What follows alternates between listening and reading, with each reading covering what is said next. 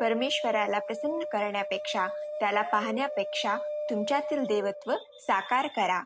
तुमच्यातील काम, क्रोध, मोह, मद, मत्सराला तिलांजली दिली की तुमच्यातील देवत्व प्रकट होण्यास मदत होईल. तुमच्या हृदयातील श्रीकृष्णाला जाणा.